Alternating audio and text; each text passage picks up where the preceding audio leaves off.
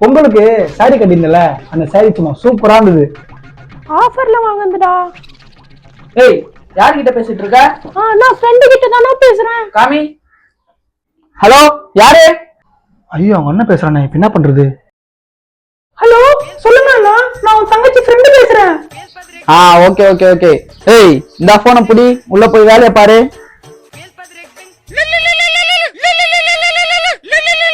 இல்ல, அண்ணன் நம்பருக்கு கால் வருது.